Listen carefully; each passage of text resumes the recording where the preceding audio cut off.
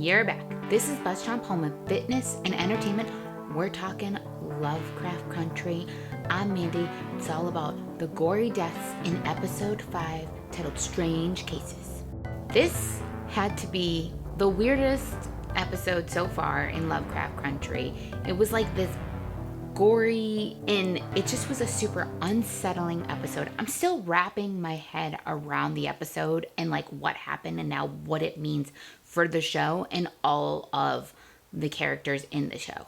This episode centered all around Ruby, who we've only kind of seen. She was in the haunted house one and all of that, but like this one we really get to see like more of what she's about. In the beginning, she's another person. She's that woman that controlled the vampire. She's a white woman. We see her confusion, and then we see that she turns back into herself, but that William like cuts off the skin. And at first I'm like, whoa. Is Ruby now dead? Was that like, I mean, it was a super gory death in a sense. And in a sense, it was a death because it was a death of her life and how she views the world. Because now she knows that there's magic. Now she knows that William, I'm going to put William in quotes, William is magical. And now she knows that she can turn into, with this little potion, this white woman and be treated completely different. So now throughout the whole episode, we see her like that. We see her miscalculate time as that woman, like when she goes and she wants to work at that store. I think that's funny that she's still like in the beginning thinking so small-minded that she wants to work at that store, and then she dies in the elevator. But every time she like turns back to herself, like in the beginning we saw that first time, and then we didn't always see it again. So I was like, wait, she turned back, she's okay. For Ruby, it all culminates to the end when she meets Christina at William's house, and he says to her that William gave her the opportunity to be a white woman because she could go and do whatever the fuck she wants to do. Definitely judging her wanting to just work at a store that she couldn't work at before. Ruby quits, seduces her boss, and then takes her heel and like sticks it up his bum for the way that he treated the women and the way that he treated Tamara, the other black woman.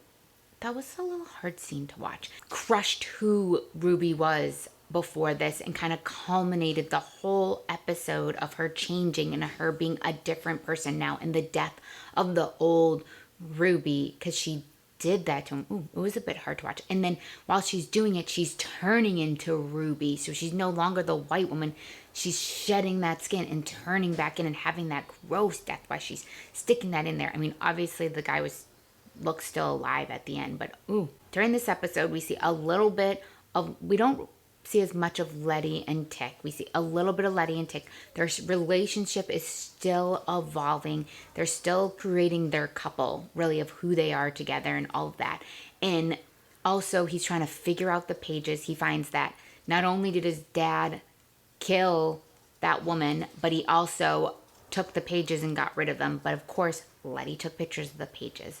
But there's the whole thing here is, if Montrose was protecting Tick from all of this and he killed that woman, you know, should Tick move along and figure out this language of Adam and figure all of this out? Right now, like we see even more so as Tick and Letty get closer together, Letty's like his sound mind, always questioning whether they're on the right path and whether they should be going down this. Like really, it's like Montrose should be doing that, but he's doing crazy things like killing that woman, burning the book, stealing the pages, and all that. The things that he's doing are not helping the situation. They're not stopping Tick. They're not protecting Tick. With Tick, we have a much more altruistic person, and that he's not going to get dragged down into this rabbit hole.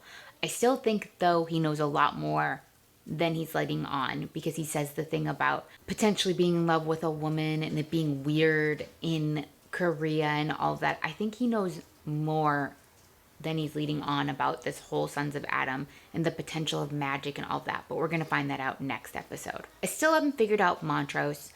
Okay, so he kills that woman brutally, steals the pages, and then we find out that, you know, he's having this relationship with this man. It's definitely something that he's torn with and all of that. And so now, last episode where I was like, WTF, man, ended, and I'm like, that's not cool. Now I'm conflicted with how I feel because I see his own conflictions in this whole thing, and obviously what he did, killing that woman. Obviously he knows he betrayed Tick, and then now he has this man that he's connecting with but not connecting. They have weird, rough sex. Man, this episode made me feel bad for Montrose and his own inner struggle and his own, in a sense, I'm sure like he killed somebody. I don't know how many other people he's killed, but his own death in that sense, if that's his first person, like the first time killing someone.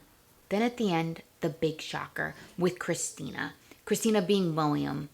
Okay, so now I'm under the impression with Ruby being able to turn into the white woman and Christina being able to turn into William, that they are dead, these people. Or their bodies are in the basement and they're like locked up. I can't tell because I thought Christina and William had something, but I don't know. I think she was just controlling him so she could get control of the lodge here that he was supposed to be in control of, but then got killed.